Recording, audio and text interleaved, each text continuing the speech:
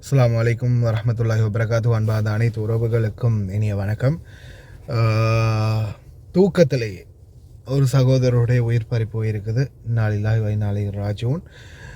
குறிப்பாக அவருடைய உடலில் வந்து பார்க்கும்போது குளிரால் விரைத்து அந்த உடம்புகள் வந்து ஃபுல்லாகவே குளிரில் விரைச்சி போயிருக்கிறது கன்ஃபார்ம் ஆகிருக்குது. வஃப்ராவில் நடந்த சம்பவம் ஒரு இயற்கையான மரணம் தான். இது சம்மந்தமான அப்டேட்டாக கூட வேலை பார்க்குற ஒரு சகோதரர் எனக்கு தந்திருந்தார். ஃபோட்டோஸ் எதுவும் ஷேர் பண்ணிக்கொள்ளலை, ஏன்னா அது சுமூகமாக முடிஞ்ச ஒரு விடயம்.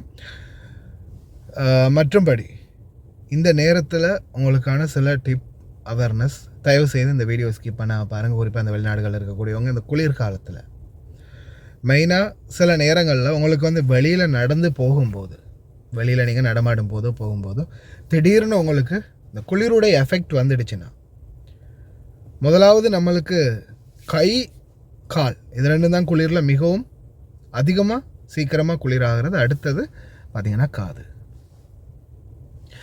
இது நரம்பு மண்டலத்தோடு சம்மந்தப்பட்ட இடம்தான் காது. நீங்கள் முதலாவது உங்களுக்கு அந்த குளிருடைய தாக்கம் சில இடங்களில் நம்மளுக்கு இந்த பல்லெல்லாம் கிட்டி ஒரு மாதிரி இந்த இடத்துல ஒரு பிரேக் பாயிண்ட் உண்டு, அப்படியோ பிடிக்கிற மாதிரி, இந்த இடத்துல அப்படியோ கொழுகி பிடிக்கிற மாதிரி அப்படியோ இதாகும். வாய் வந்து கிடுக்கிடுன்னு ஆடும். கை கால் உடம்புகள் எங்கேயாவது ஒரு இடத்துல ஒரு பிடிப்பு, சதை பிடிப்புகள் ஏற்படும்.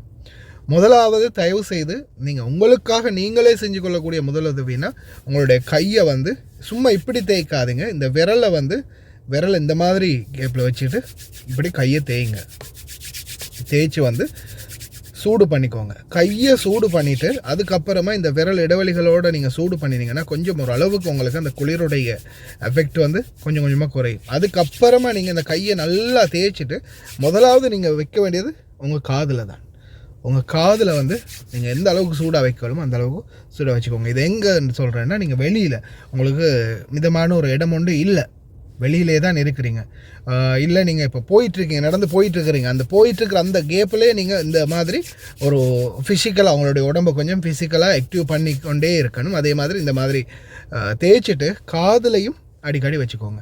முடிந்த வரைக்கும் தயவு செய்து இந்த மாதிரி ஒரு காதுக்கு போடக்கூடிய ஒரு இது வந்து வாங்கிக்கோங்க. எனி டைம் வச்சுக்கோங்க இப்படி காதில் போடுற மாதிரி. அடுத்தது தலைக்குரிய தொப்பி, அந்த மங்கி கேப் இருக்கு இல்லையா, அது இப்போ இது வந்து பார்த்திங்கன்னா, இது வந்து நான் அந்த தெமோவில் ஆர்டர் பண்ணி எடுத்தது உண்டு. இது வந்து இந்த மாதிரி இப்படி இருக்குது. இது வந்து ஃபுல்லாகவே நம்மளுக்கு இப்போ நம்ம ஒரு டிஷர்ட் ஏதாவது போட்டிருந்தாலும் கூட நம்மளுடைய கழுத்தோட சேர்த்து மறைக்கிற மாதிரி வந்துடும்.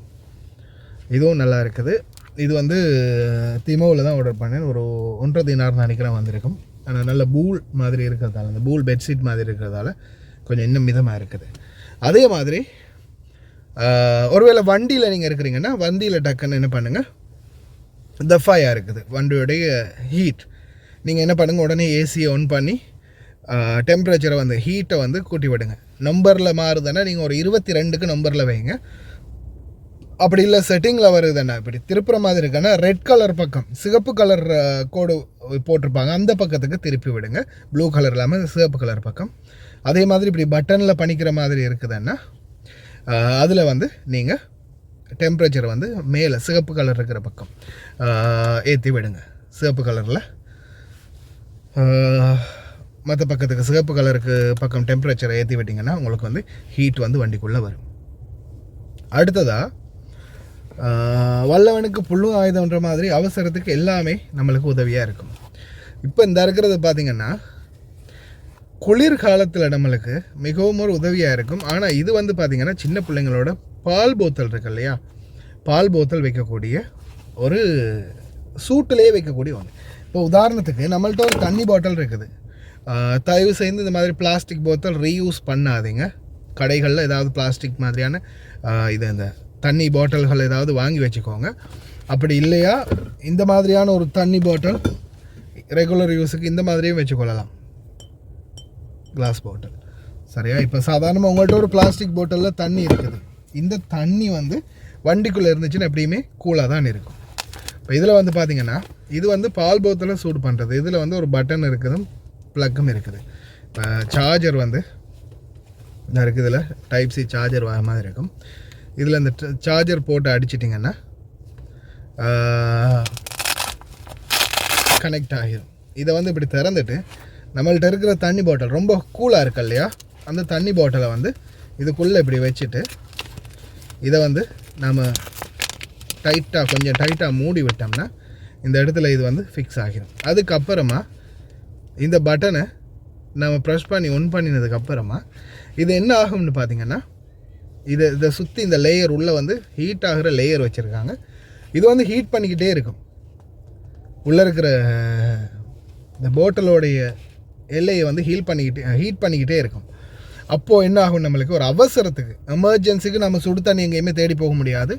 அதே மாதிரி இருக்கிற குளிரான தண்ணியை குடிக்கவும் முடியாது, ரொம்ப குளிரான தண்ணியை குடிக்கவும் முடியாது. அப்படியான சூழலில் நம்மளுக்கு மிதமான தண்ணி ஒரு அளவுக்கு கூலை கம்மி பண்ணி, நம்மள்ட்ட இருக்கிற தண்ணி ரொம்ப கூலாக இருக்கிறதால அந்த கூலை கம்மி பண்ணி கொடுக்கும்.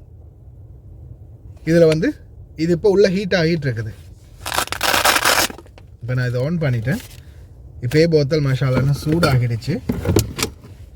இதில் உள்ளே இருக்கக்கூடிய அந்த லேயர்ஸ் பார்த்திங்கன்னா ஹீட் ஆகுது. நான் சில டைமில் என்ன செய்வேன்னா, இதை பற்றி அந்த ரொம்ப கூலாக இருக்கும்போது கையில் சும்மா அப்படி போட்டுக்குவேன். அப்போ ரொம்ப ஹீட்டாக இருக்கும். ஒரு மிதமான சூட்டை கொடுக்கும். இந்த சூடு வந்து நம்மளுக்கு ரொம்ப கம்ஃபர்டபுளாக இருக்கும். அதனால் முடிந்த வரைக்கும் இந்த மாதிரியான பொருட்கள் உங்களை கூட வச்சுக்கோங்க, ரொம்ப பாதுகாப்பாக இருக்கும்.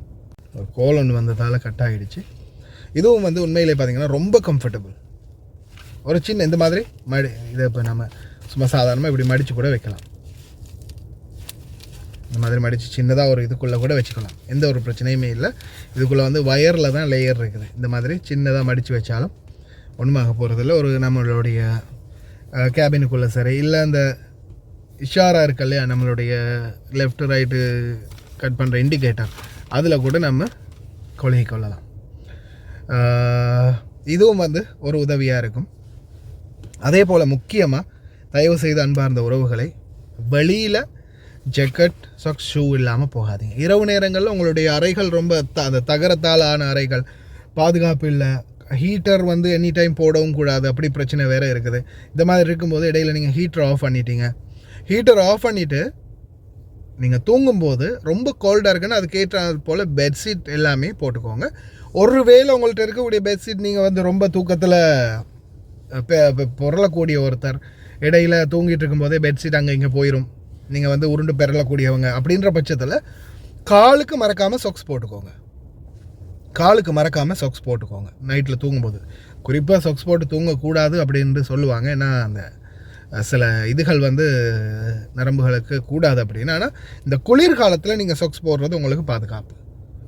காலுக்கு கட்டாயம் சாக்ஸ் போட்டுக்கோங்க, அது ரொம்பவும் கம்ஃபர்டபுளாக இருக்கும். அதே போல் பெட்ஷீட் முடிஞ்ச வரைக்கும் உங்களுடைய உடம்பை ஃபுல்லாக கவர் பண்ணி அதுக்கு மேலாலையும் இருக்கக்கூடிய அளவுக்கு பெட்ஷீட் கட்டாயம் ஒரு 5 தீனார் கொடுத்து சரி ஒரு பெட்ஷீட் வாங்கிக்கோங்க, ஒரு கெம்பல் சரி வாங்கிக்கோங்க. ஏன்னா நம்ம உசுரோடு இருந்தால் தான் குடும்பத்திலேருந்து எல்லாருக்கும் உழைக்கலாம், எல்லாமே செய்யலாம். அதால் நம்மளுடைய உடம்பை நாம் நோய்வாய்ப்படாமல் பத்திரமாக பார்த்துக்கணும். அதே மாதிரி தான் நம்மளுடைய உயிரும் நம்மளுக்கு முக்கியம் அப்படின்றத தயவு செய்து நினைவில் வச்சுக்கோங்க. முடிந்த அளவுக்கு உங்களை நீங்கள் கம்ஃபர்டபுளாக பார்த்துக்கோங்க. அதுக்கப்புறம் நம்மளுடைய உழைப்பு, குடும்பம் எல்லாத்தையுமே சரியாக கொண்டு போகலாம். இதில் கொஞ்சம் மிஸ் ஆகினாலும் உயிர் போயிடும். ஏன்னா சில நேரங்களில் நம்ம இந்த குளிர்காலத்தில் தூங்கும்போது அப்படி அந்த பெட்ஷீட்லாம் அங்கே இங்கே போயிடுச்சு, நம்மளை அறியாமல் நாம் தூங்கிட்டு இருக்க நம்மளை அறியாமலே நம்மளுடைய உடம்பு கூலாகும்போது கடைசியில் இந்த மாதிரி பிரச்சனைகளுக்கு முகம் கொடுக்க வாய்ப்பு இருக்குது. அதனால் தயவு செய்து ரொம்ப கவனம். இது ஒரு அவேர்னஸ்ஸாக அன்பார்ந்த உறவுகளை எடுத்துக்கோங்க. ரொம்ப கவனமாக இருங்க. இந்த குளிர்காலத்தில் இன்னொரு உயிர் போகக்கூடாது அப்படின்னு நானும் இறைவனை பிரார்த்திக்கிறேன். அதே மாதிரி ஃபேம், நெருப்பு தட்டி வச்சுருக்கிற ஃபேம் இரவில் ரூமில் வச்சுட்டு தூங்குறதையும் தயவு செய்து தவிர்த்துக்கோங்க. ரொம்ப கவனம். எல்லா வல்ல இறைவன் அனைவரையும் பாதுகாக்கட்டும்.